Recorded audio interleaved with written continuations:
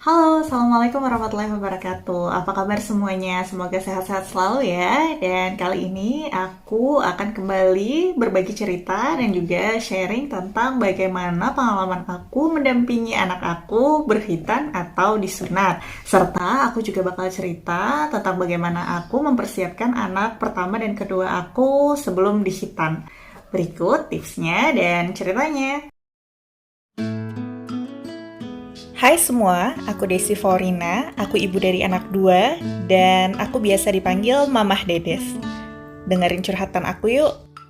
Bulan Mei 2002 lalu, anak keduaku mengajukan diri untuk dikhitan. Usianya 5 tahun dan usia yang sama saat abangnya juga siap secara mental meminta untuk dikhitan. Nah, beberapa orang tua terdekat di sekitar aku bertanya gitu ya, kok bisa sih anaknya minta sendiri untuk disunat atau dikhitan ini gitu.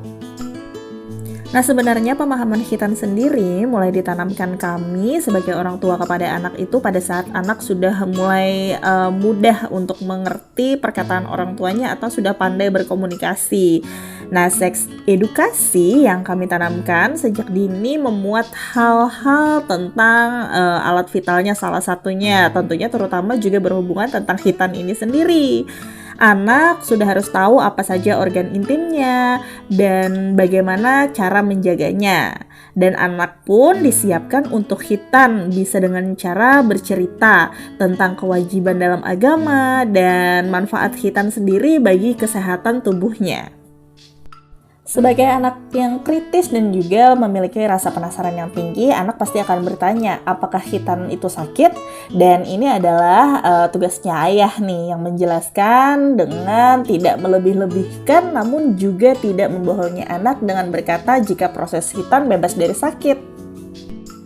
Kami sebagai orang tua juga menghindari atau menegur orang-orang yang suka membercandakan perkara khitan. Semisal seperti menakut-nakuti anak yang lari-larian saat sukar dipakaikan celana sehabis mandi. Entah kenapa ya, karena mungkin aku di daerah, masih banyak saja yang suka bilang kalau misal seperti ini, ayo cepat pakai celananya, nanti disunat nih burungnya. Atau ada juga yang misalnya anaknya susah ditegur gitu, langsung auto komen ya, nah nih nanti disunat nih, dipotong deh burungnya dan sebagainya. Duh, kadang dengerin itu tuh suka kesel gitu. Jika hal semacam ini terjadi, bisa kita hadapi dengan cara menegur halus orang-orang atau anggota keluarga yang berkata demikian. Dan tentunya segera beritahu atau memberi pengertian kepada anak tentang khitan itu sendiri, bahwa khitan itu tidak serta-merta memotong, apalagi hanya karena dia lamban bercelana atau susah dikendalikan atau susah ditegur gitu ya.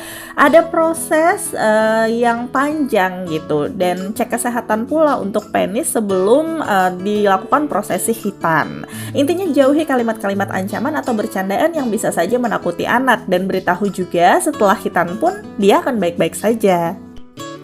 Nah, setelah anak dirasa sudah secara mental paham dan juga siap gitu ya, waktunya kita untuk mencari tempat khitan yang sesuai dan cocok. Tentunya juga bagus lah ya. Dan di sana nanti kita akan mulai berkonsultasi tentang kondisi anak dan jenis khitan yang sesuai dengan anak. Ditimbang juga plus dan minus dari efek samping khitan itu sendiri. Ambil yang cocok dengan anak atau kemudahan kita sebagai orang tua dalam perawatan pasca khitan.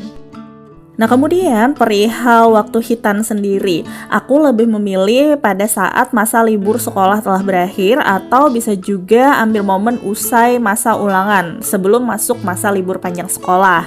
Ini untuk menghindari banyaknya antrian yang ada di rumah khitan, yang takutnya anak jadi enggan disunat karena mendengar tangisan kencang pasien khitan sebelum dia. Kan bisa berabe ya, jadi milihnya pada saat masa-masa sebelum libur atau setelah libur berakhir gitu, karena biasanya pada saat liburan sekolah itu akan banyak banget permintaan untuk khitan, terutama di rumah-rumah khitan atau di klinik-klinik dokter anak gitu.